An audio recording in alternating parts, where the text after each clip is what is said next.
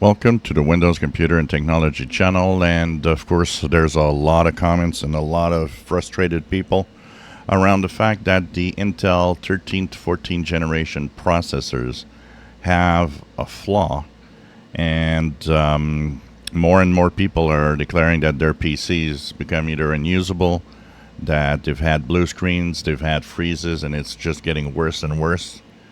Once again, I posted a video yesterday. Intel does acknowledge that there's a problem with the Intel, and we thought at first it was mostly a specific 13th, 14th gen Intel in the K series, like 13900K, 14900K, but it turns out that it is much wider, and virtually all 13th gen and 14th gen processors are at risk.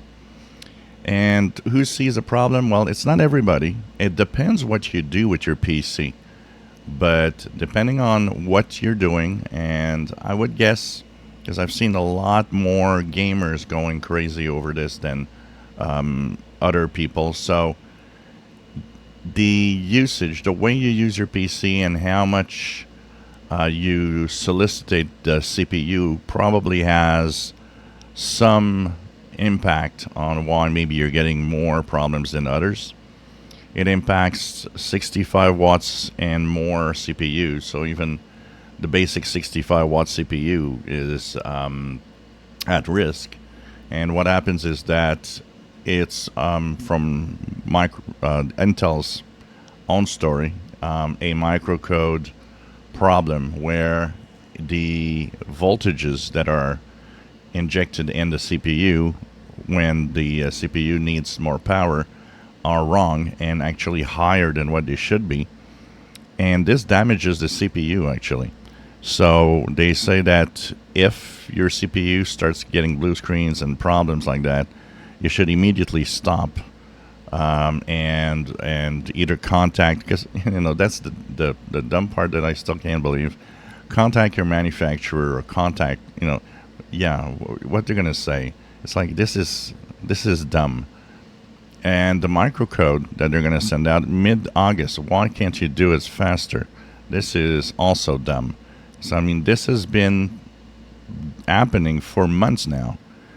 So I see a lot of comments from you guys that are kind of frustrated of Intel, what's happening with Intel, and Intel is kind of in a situation where it's losing money.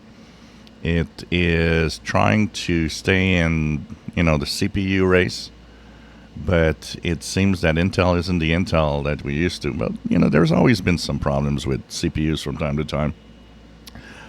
If you guys remember the good old days when the first Pentiums came out, and that there was an error in its the way it calculates and the math, and that was a major flaw that they had to mitigate to have it fixed.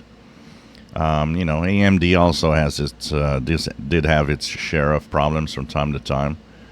I think the major issue here is mostly the response we get from these big companies, which is less than optimal.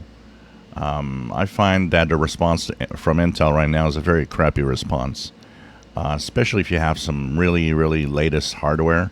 I mean, these CPUs, when you buy them fairly close to the newest hardware, are always very expensive, and the only response you get is, you can stop using your PC. Is that an option? I guess for a lot of people it's not even an option, and if it's not that, it's you contact your manufacturer, what are they going to do? Is a manufacturer going to say, we're going to send you another one? But it doesn't matter if you send you another one, because it's the same processor still inside, so it's the same problem. So anyways, I will continue following this story. I will definitely post a video when the microcode to fix the issue is released, and hopefully that this will fix the problem. If you enjoy my videos, please subscribe, give us thumbs up. Thank you for watching.